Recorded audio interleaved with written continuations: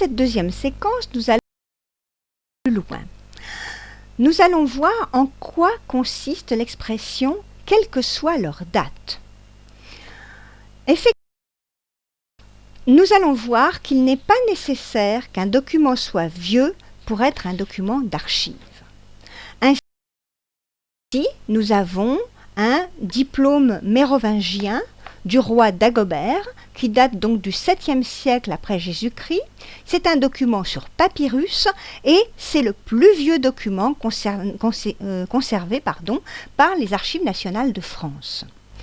Là, il est évident que tout le monde est d'accord, il s'agit bien, sans aucune contestation possible, d'un document d'archive. Voici maintenant un document beaucoup plus récent.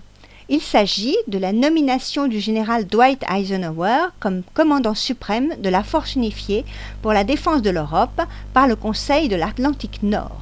Ce document date du 19 décembre 1950, il est donc beaucoup plus récent et c'est vrai que nous n'étions pas nés pour la plupart d'entre nous, mais malgré tout c'est maintenant un document très proche de nous et pourtant c'est un document d'archives qui fait partie des archives de l'OTAN.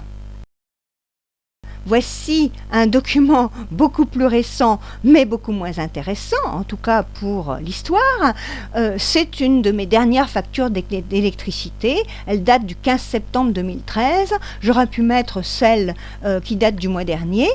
Cela n'empêche que c'est un document d'archive, puisque ce document prouve que j'ai consommé de l'électricité et que je dois donc la payer. Nous allons déboucher sur la raison d'être même du document d'archive. Que font ces jeunes gens sur cette photo?